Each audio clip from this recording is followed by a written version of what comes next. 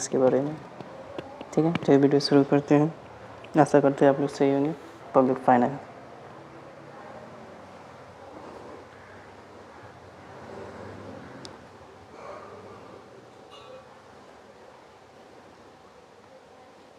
Public finance क्या होता है?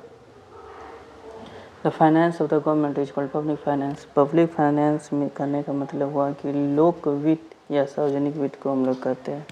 जैसे हम लोग का फाइनेंस होता है, जैसे अपने घर को मैनेज करते हैं, हमारे घर में जो बजट होता है, जैसे पैसे आते हैं उसी अनुसार हम लोग पैसे खर्च करते हैं। जहाँ ज़रूरत होती है वहाँ ज़्यादा खर्च करते हैं, जहाँ ज़रूरत नहीं होती है वहाँ कम खर्च करते हैं। ये हमारा फाइनेंशियल सिस्टम है।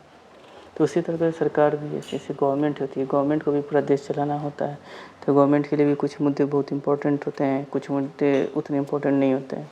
तो जो मुद्दे इम्पोर्टेंट होती है वहाँ सरकार ज़्यादा खर्च करती है, जो इम्पोर्टेंट नहीं होते हैं उस पर कम खर्च करती है। तो ये सब को जो सिस्टम है जिसको मैनेजमेंट करना पड़ता है कि हाँ कहाँ खर्च करने हैं नहीं करने हैं, तो इस सब को एक अलग से टॉपिक में पाया जाता है कि पब्लिक, जिसे हम लोग पब्लिक फाइनेंस कहते हैं। चलिए हम लोग लिख लेते हैं कि इसे क्या है पब्लिक फाइनेंस। तो हम कहेंगे the finance of the government, the finance of the government is called as public finance. Means हम कह सकते हैं कि लोक वित्त या सार्वजनिक वित्त सरकार के वित्त को कहते हैं। सरकार के वित्त को सार्वजनिक वित्त कहते हैं, जो पब्लिक फाइनेंस कहते हैं। तो सरकार के फाइनेंस है तो हम लोग जैसे देखते हैं कि जैसे हम लोग का खर्च, मान लीजिए एक स्टूडेंट है हम लोग, तो हम लोग के लिए पैसे कहाँ से आते हैं? तो पैसे हम लोग के पापा भेजते हैं, घर से जो हमारे गार्जियंस होते हैं तो हम लोग को पैसे भेजते हैं, और खर्च हम लोग अपनी आवश्यकताओं के अनुसार करते हैं। ठीक उसी प्रकार सरकार है, सरकार के पास भी पैसे आते हैं, सरकार के पास भी खर्चे होते हैं। तो सरकार के पास सबसे बड़ा जो इनकम है वो है टैक्स से आता है। बाकी वो सब हम लोग आगे देखते हैं। तो यहाँ पढ़ना है वही है कि सरकार के इनकम्स क्या हैं और खर्चे क्या हैं। पब्लिक फाइनेंस डील करता है सरकार के इनकम्स के बारे में और उनके एक्सपेंडिचर के बारे में। तो सर चलिए देखते हैं कि सरकार के इनकम्स कहाँ आते हैं। तो सबसे पहले देखिए गवर्नमेंट रिसिप्ट्स, गवर्नमेंट रिसिप्ट्स, जिसको हम लोग हिंदी में कहते हैं सरकारी प्राप्तियाँ।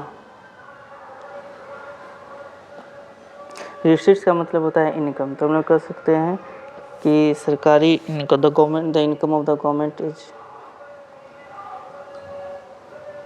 The income of the government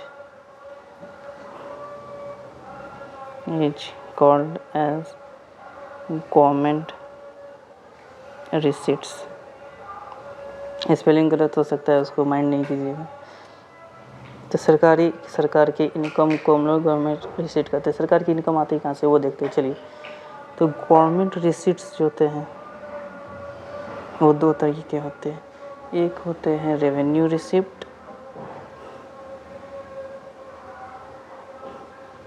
एक होते हैं कैपिटल रिसिप्ट। रेवेन्यू रिसिप्ट जो हम लोग कहते हैं कि राजस्व प्राप्तियाँ हिंदी में, ऐसे हम लोग कहते हैं पूंजीगत प्राप्तियाँ।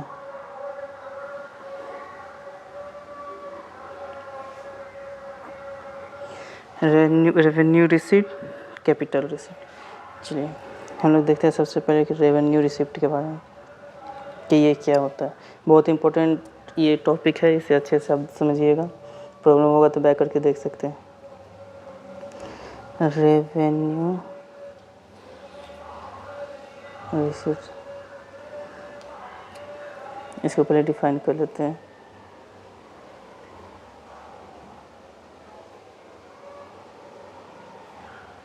The government income for which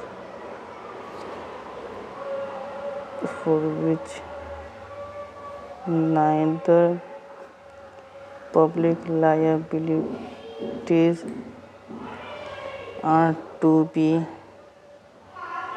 increased nor public assets are to be reduced. The government income for which neither public liabilities are to be increased nor public assets are to be reduced. यहाँ देखिए, यहाँ दो important चीज़ आ गई, public liabilities और public assets, ये दो important हैं। मतलब सरकार की वैसा इनकम जिससे नहीं सरकार की पब्लिक लाइबिलिटीज़ बढ़े और न ही पब्लिक एसेट्स में कोई कमी आए। मीन्स पब्लिक लाइबिलिटीज़ नहीं बढ़े और पब्लिक एसेट्स की कमी ना हो। लाइबिलिटीज़ हम लोग उसे कहते हैं कि जिसमें पब्लिक लाइबिलिटीज़ में कहते हैं कि सरकार को जिससे पैसे कर्ज हो सरकार पर, मतलब सरकार के पास पैसे हो, उसे देने की सरकार के ऊपर कोई पाबंदी ना हो, उसे लाइबिलिटी देने की पाबंदी उसे लाइबिलिटीज़ कहते हैं। जैसे मान लीजिए हम लोग ने बैंकों में पैसे जमा कराते हैं तो ये बैंकों की लाइबिलिटी है कि वो आपको पैसे दें। मैंने किसी से कर्ज लिया 20 रुपया, 50 रुपया, 60 रुपया, 1000 रुपया, जो भी, तो वो हमारे ऊपर लाइबिलिटीज़ हैं कि हमें उन्हें देना है। तो लाइबिलिटीज़ हम कह सकते हैं कि कर्ज, एक तरह से कह सकते हैं कि लाइबिलिटीज़ का अर्थ होता है कर्ज। तो वैसे सरकार की इनकम जिनसे उनके ऊपर ना ही कर्ज बढ़े और ना ही पब्लिक एसेट्स की कमी आए। तो एसेट्स का मतलब वो जो हमारे लिए बहुत फ़ायदेमंद है, जो हमारे लिए इनकम देते हैं, जो हमारे लिए एक धन के स्रोत है। जैसे मान लीजिए कि मेरे पास एक कार है, उस कार को मैं मान लीजिए रेंट पर देता हूँ, वो रेंट पर गाड़ी चलती है और वो रेंट जो चलाता है मेरी गाड़ी को, वो मुझे पर डे कुछ ना कुछ पैसे दे के जाता है। तो ये वो कार मेरे लिए एसेट्स है, वो कार मेरे लिए एसेट है क्योंकि वो मुझे रिटर्न ला के दे रहे हैं। ठीक उसी प्रकार मान लीजिए कोई लैंड है, ऐसे ही लैंड पड़ा हुआ है तो वो मुझे कोई पैसा नहीं दे रहा है। उस लैंड पर मान लीजिए कोई फैक्ट्री मालिक आता है, उस पर अपनी इंडस्ट्री सेटअप करता है, तो वो मुझे हर मंथली या जो भी हो एग्रीमेंट के तहत वो मुझे मंथली बेसिस पे या एनुअल बेसिस पे कुछ पैसे देगा। तो ये लैंड मेरे लिए एक एसेट्स बन जाएगा क्यों, किसी से कुछ ना कुछ मुझे रिटर्न मिल रहा है। ऐसे जब तक उस लैंड खाली था, कुछ नहीं था, तो मुझसे उसे कोई फ़ायदा नहीं हो रहा था। लेकिन जब उस पर कोई फैक्ट्री सेटअप हो गई या कुछ भी हो गया जिससे मुझे पैसे प्राप्त होने लगे, धन आने लगा, तो वो मेरे लिए एक एसेट होगा। तो ठीक उसी प्रकार सरकार की वह इनकम जिससे सरकार के ना तो कर्ज बढ़े और न ही सरकार की एसेट्स में कमी आए, तो उसको हम रेवेन्यू शिफ्ट करते हैं। जैसे मान एग्जांपल देखिए, एक एग्जांपल ले लेते हैं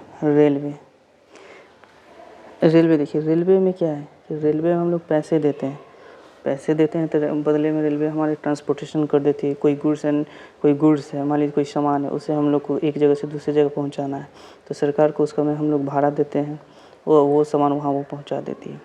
हम लोग को कहीं जाना रहता है तो हम लोग टिकट कटाते हैं सरकार से और दूसरी जगह हम लोग रेलवे से टिकट कटाते हैं और दूसरी जगह चल लेते हैं। तो इसमें सरकार को कोई कर्ज तो बढ़ा नहीं कि सर मुझे पैसा रिटर्न करना है।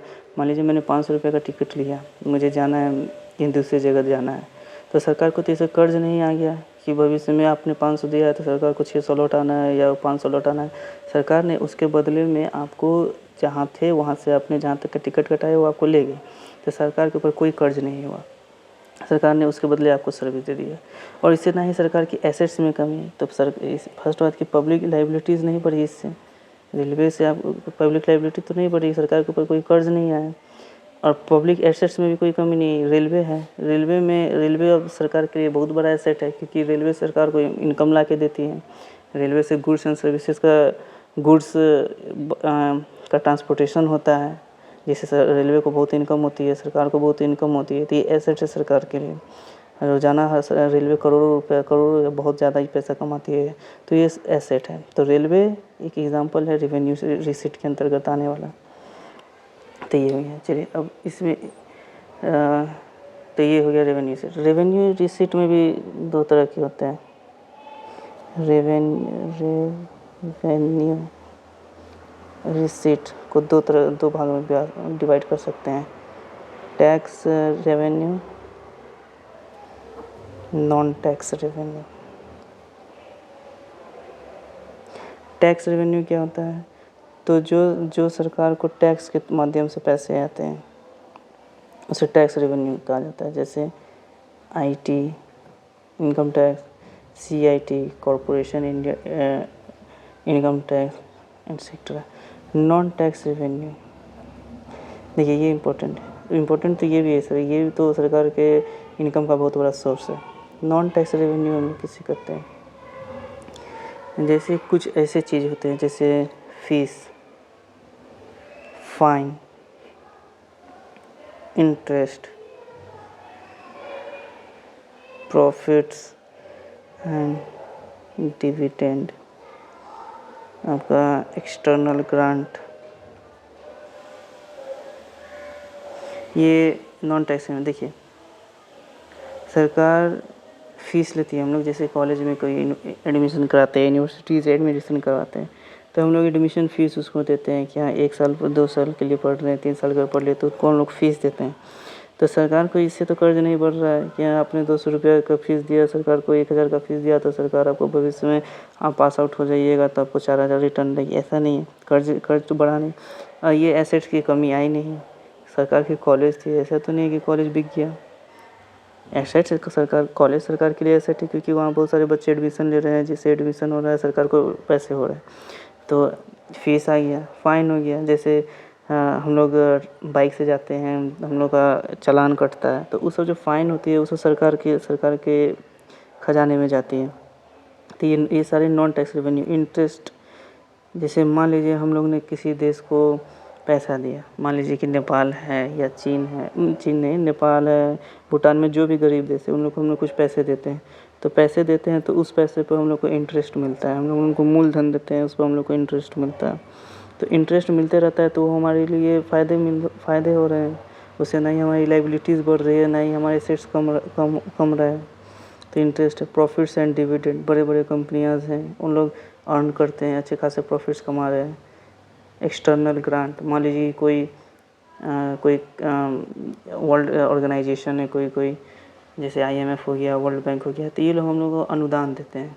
और अनुदान होता है उसमें कोई ये नहीं रहता है कि जैसे सरकार ने, मान लीजिए वर्ल्ड बैंक ने हमें 1000 करोड़ का, $1000 का हम लोग को, $1 बिलियन मान लीजिए का हम लोग को ग्रांट दिया, तो ये हम लोग को रिटर्न करना नहीं है क्योंकि ये हम लोग को कर्ज नहीं दे रही, ये अनुदान दे रहे हैं ग्रांट, तो ग्रांट्स को लौटाना नहीं होता है। तो ये ग्रांट भी हमारे लिए एक ये हो गया, रेवेन्यू रिसिप्ट के अंतर्गत आ गया, क्योंकि ग्रांट से ना ही हमारी देयताएँ बढ़ रही हैं और ना ही हमारे एसेट्स में कमी आ रही है। तो ये हो गया रेवेन्यू रिसिप्ट। चलिए अब हम लोग दूसरे इनकम की तरफ चलते हैं, जो है कैपिटल रिसिप्ट। हमने रेवेन्यू रिसिप्ट देख लिया, अब चलिए कैपिटल रिसिप्ट क्या आगे चलते हैं। कैपिटल रिसिप्ट, जिसे हम लोग हिंदी में कहते हैं पूंजीगत प्राप्तियाँ। डिफाइन कर लेते हैं। The government income which lead to the reduction in public assets और increase in the public liabilities. The government income which led to the reduction in public assets or income in the public और increase in the public liability, ये revenue receipts के ठीक उल्टा है। इसमें क्या होता है, इसमें पब्लिक एसेट्स की गिरावट आती है और पब्लिक लायबिलिटीज़ में इंक्रीजमेंट होता है। जैसे देख लीजिए, सरकार को इनकम तो हो रहा है, लेकिन वो क्या हो रहा है कि सरकार अपने जो एसेट्स है उनको बेचकर इनकम कर रही है, या सरकार जो है जनता से या वर्ल्ड बैंक से या किसी भी ऑर्गेनाइजेशन से कुछ फंड ले रही है, पैसे ले रही है कर्ज के रूप में। तो वैसे चीज़ों से जो इनकम आता है वो हम लोग को कहते हैं कैपिटल रिसिप्ट। जैसे देख लीजिए, हम बताते हैं, जैसे एग्जाम्पल ले लीजिए एयर इंडिया का। एयर इंडिया पहले एक गवर्नमेंट ऑर्गेनाइजेशन थी, सरकारी ये एंटरप्राइज था, ये सरकारी विभाग, जैसे रेलवे है उसी तरह से ये भी था, एक सरकारी विभाग था, सरकारी चीज़। तो उसने सरकार ने इसे बेच दिया टाटा के हाथों, कितने में? तो 18,000 करोड़ अप्रोक्स, पता नहीं है लेकिन आप लोग देख लीजिएगा, 18,000 करोड़ में इसे बेच दिया। ये एयर इंडिया सरकार के लिए एसेट थी। एयर इंडिया सरकार के लिए पहले एसेट थी, ये सरकार को इनकम ला के देती थी एविएशन डिपार्टमेंट में। लेकिन क्या हुआ, सरकार ने इसे बेच दिया तो कितना सरकार को कितने मिले? 18,000 करोड़ मिले। तो हम लोग ने एसेट्स को बेचा तो सरकार की एसेट्स में गिरावट आई, एक एसेट्स कम हो गया सरकार का, और सरकार को इनकम आई। तो गवर्नमेंट इनकम देखिए which led to the reduction in public asset, मतलब सरकार का वैसा इनकम जो पब्लिक एसेट में गिरावट ला दे या पब्लिक लाइबिलिटीज को बढ़ा दे, उसे हम लोग कैपिटल रिसीट कहते हैं। तो हम लोग ने देखा कि ये एयर इंडिया एक एसेट है, पब्लिक एसेट है। इसे सरकार ने बेचा, 18,000 करोड़ रुपया टाटा वालों ने दिया सरकार को इनकम हो गया, लेकिन एसेट्स में कमी हो गई, पब्लिक एसेट्स में कमी हो गई। चलिए अब दूसरा एग्जांपल देखते हैं। मान लीजिए कि सरकार जो है बहुत सारे फंड्स डिपॉजिट, जैसे कि हम लोग देते हैं प्रोविडेंट फंड, पीएफ होता है, बहुत सारी योजनाएं होती है, जैसे एलआईसी हो गया, जैसे बहुत सारी सुकन्या समृद्धि योजना हो गया,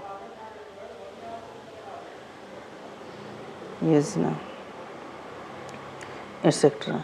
ये सब क्या है?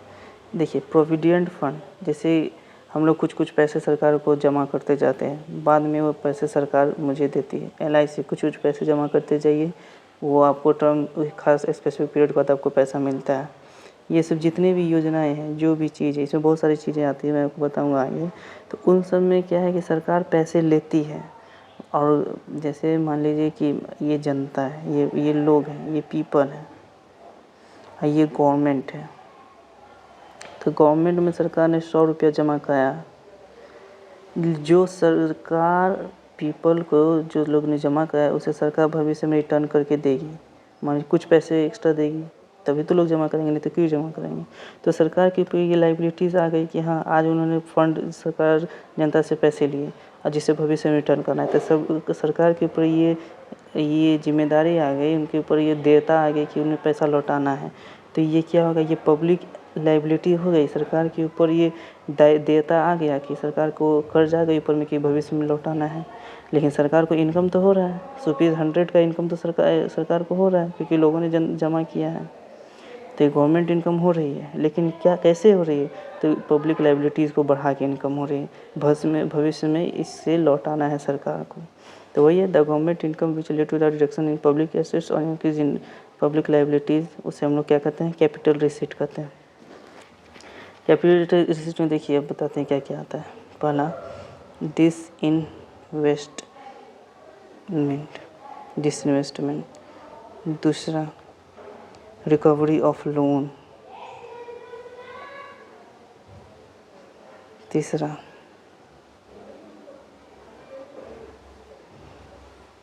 मार्केट बोरोइंग, चौथा अदर लाइबिलिटीज। डिसइन्वेस्टमेंट किसे कहते हैं? एक होता है इन्वेस्टमेंट, जैसे हम लोग ने आज मान लीजिए कि कुछ पैसे खर्च किए और उस पैसे का भविष्य में हमें रिटर्न मिल रहा है, उसे इन्वेस्टमेंट कहते हैं। मान लीजिए हमारे पास एक ज़मीन है, पूरा खाली पड़ा हुआ है, उस पर हम लोग ने एक चारों तरफ से दीवार खड़ा कर दिया और उसे किसी चक्की वालों को दे दिया, किसी स्टोर रूम को बना दिया। तो हमने जो दीवार पर पैसा खर्चा किया, करकट डाले, ऊपर से छत डलाए, तो उस पर जो खर्चा किया उन्होंने इन्वेस्टमेंट करते हैं। क्यों? क्योंकि भविष्य में उस दुकान को कोई लेगा, किराएदार लेगा या कोई दूसरे व्यक्ति लेंगे जो बदले में हमको भविष्य में रेंट देंगे, तो ये हमारा इन्वेस्टमेंट हुई है। डिसइन्वेस्टमेंट ठीक इसका उल्टा होता है। जब हम किसी पब्लिक एंटिटी, देखिए पब्लिक एंटिटी को सेल करना, जैसे रेलवेज़ है, रेलवे से आज सरकार को बहुत सारा इनकम होता है। अगर सरकार इसको बेच देती है तो इसे डिसइन्वेस्टमेंट कहा जाता है। एयर इंडिया प्राइवेट था, ये प्राइवेट था, सरकार ने इसे बेच दिया, ये डिसइन्वेस्टमेंट हो गया। ठीक है, तो डिसइन्वेस्टमेंट हुआ, सरकार को पैसा आया, बेचा, सरकार को पैसा आया। रेलवे प्राइवेट हाथों में सरकार बेचेगी तो सरकार को पैसा आएगा। तो डिसइन्वेस्टमेंट कैपिटल रिसीट के अंतर्गत आता है। रिकवरी ऑफ लोन, देखिए ये भी एक ये बहुत इम्पोर्टेंट है, इसे थोड़ा समझना होगा। ये भी कैपिटल रिसीट है। जैसे मान लीजिए ए है और बी है। ए ने 100 रुपया बी को दिया और बी हर मंथ इसको 10-10 रुपया दे रहा है। तो ये 100 रुपया जो ए ने बी को दिया, ये 100 रुपया ए के लिए एसेट है। क्यों? क्योंकि इस पर हर महीने इसको इंटरेस्ट मिल रहा है। बी इसको हर महीने 10-10 रुपया दे रहा है। जनवरी में 10 रुपया दिया, फरवरी में 10 रुपया दिया, मार्च में 10 रुपया दिया। अब इंटरेस्ट जो भी है वो ज़्यादा कम हो सकता है, लेकिन यहाँ ये चीज़ देखने वाला है कि ये इंटरेस्ट इस पर बार बार आया। तो ए के लिए 100 रुपया तो एसेट हुई है, बी के लिए लाइबिलिटी है। बी के ऊपर ये लाइबिलिटी है क्योंकि बी को 100 रुपया लौटाना है ए को। अगर मान लीजिए किसी दिन बी ने 100 रुपया लौटा दिया, पूरा प्रिंसिपल बी ने ए को लौटा दिया, तो ये क्या हुआ? ये एसेट में, ये एसेट जो था ए के लिए, ये 10 रुपया जो पहले, ये 100 रुपया जो पहले था वो एसेट था इसके लिए। अब एसेट तो ख़त्म हो गया ना, अब तो इसको पैसा नहीं मिलेगा जो इंटरेस्ट के रूप में ए की जो कमाई होती थी वो तो कमाई इसको मिलेगी नहीं। क्यों? क्योंकि अब इसने पूरा पैसा इसको लौटा दिया। ए को पहले ए ने बी को 100 रुपये दिए थे, 100 रुपये पे बी इंटरेस्ट देता था जिससे ए की कमाई होती थी। अब बी ने जब पूरा का पूरा पैसा ए को लौटा दिया है, तब अब ए की कमाई नहीं हो पाएगी क्योंकि अब ए को जो इंटरेस्ट पहले मिलता था अब वो इंटरेस्ट इसको नहीं मिलेगा। इसलिए रिकवरी ऑफ लोन से क्या होता है? एसेट की कमी हो जाती है। इसलिए इसे हम कैपिटल रिसीट के अंतर्गत रखते हैं। मार्केट बोरोइंग्स के बारे में हम लोग देखते हैं। जैसे हम लोग ने बहुत सारे पैसे लेते हैं, हम लोग इंटरनली रहते हैं, एक्सटर्नली रहते हैं। जैसे सरकार मान लीजिए बोरोइंग्स, इसको लिख लेते हैं बोरोइंग्स बाय गवर्नमेंट। इसमें दो बोरोइंग आते हैं, इंटरनल बोरोइंग मतलब उधार लेना, और एक्सटर्नल बोरोइंग्स। इंटरनल बोरोइंग्स क्या है? जब सरकार के पैसे की कमी हो जाती है तो सरकार पैसे लेती है किससे? आरबीआई से। तो और जब सरकार को पैसे की कमी हुई और जो बाहर से वो पैसे लेती है तो उससे एक्सटर्नल बोरोइंग करते हैं। अगर देश में पैसे की कमी हो तो आरबीआई से गवर्नमेंट लेती है, और जब बाहर से लेना हो तो गवर्नमेंट ऑफ इंडिया स्वयं खुद से लेती है। अंदर में मतलब मार्केट बोरोइंग के अंतर्गत इंटरनल बोरोइंग आता है, एक्सटर्नल बोरोइंग आता है। इंटरनल बोरोइंग में सरकार आरबीआई से कर्ज लेती है, एक्सटर्नल बोरोइंग में सरकार खुद ही दूसरे देशों से कर्जा लेती है, चाहे वो आईएमएफ हो सकता है, वर्ल्ड बैंक हो सकता है, या कोई दूसरे देश हो सकते हैं। अभी जैसे नेपाल, श्रीलंका, ये सब को चाइना देते रहता है पैसा, तो नेपाल के लिए एक्सटर्नल बोरोइंग है चाइना से। ठीक उसी प्रकार इंडिया भी इंटरनल बोरोइंग लेता है, एक्सटर्नल बोरोइंग लेता है। ये लाइबिलिटीज़ हैं। क्यों? अगर जो गवर्नमेंट ऑफ इंडिया आरबीआई से कर्ज ले रही है, मान लीजिए कि 2000 करोड़ ले ली, 4000 करोड़ ले ली पैसा सरकार, तो ये पैसा सरकार को भविष्य में रिटर्न करना है, तो सरकार के ऊपर ये जिम्मेदारी है, ये देता है कि वो इस पैसे को लौटाए। ठीक उसी प्रकार अगर government of India world bank से पैसा ले, आईएमएफ से पैसा ले, या दूसरे किसी देश से पैसा ले, तो सरकार को यह जिम्मेदारी होती है कि वो उसको रिटर्न लौटाए पैसा को। तो ये भी एक सरकार के ऊपर लाइबिलिटी है। तो ये कैपिटल रिसीट के अंदर आ गया। इनकम तो सभी में हो रहा है, चाहे उधार ले रहे हैं तो भी इनकम हो रहा है, डिसइन्वेस्टमेंट कर रहे हैं, बेच दे रहे हैं रेलवे को, एयर इंडिया को, उससे भी पैसा मिल रहा है, लोन से रिकवर हो रहा है, उससे भी पैसा मिल रहा है, और मूलधन प्राप्त हो रहा है। मार्केट बोरोइंग है तो उससे भी इनकम हो रहा है। अदर लाइबिलिटीज़ में जैसे मान लीजिए कि प्रोविडेंट फंड हो गया, एलआईसी हो गया, सुकन्या समृद्धि योजना हो गया, ये सब जितने भी यहाँ पे हैं, किसान विकास पत्र हो गया। इसमें क्या ये लोग इस समय पैसे सरकार, जनता पैसे लोग में जमा करती है, पीएफ में जमा करती है, किसान विकास पत्र में, एलआईसी में सरकार को इनकम होता है। जैसे एलआईसी में सरकार पैसे जमा करवाती है लोगों से, लोग एलआईसी में पैसे जमा करते हैं, प्रोविडेंट फंड में लोग जमा करते हैं, और सरकार इसे भविष्य में लौटाती है। तो सरकार की ऊपर जिम्मेदारी बना रहता है कि वो इस पैसे को लौटाइए। इनकम तो सरकार को हो जाता है, जैसे ही जनता जमा करती है पीएफ में पैसे, इसमें एलआईसी, विकास पत्र, इस सब में तो सरकार को इनकम तो हो जा रहा है, लेकिन क्या है, ये इनकम हो जा रहा है लेकिन लायबिलिटीज़ ये तो बढ़ा रही है। तो ठीक ये कैपिटल रिसिट के अंतर्गत आ गया। तो अगर आप लोग को समझने में अगर कुछ प्रॉब्लम हो तो आप देख लीजिएगा, सब वही इजी चीज़ें देख लीजिए, समझ लीजिए, जहाँ आपको प्रॉब्लम हो बैक करके देख सकते हैं।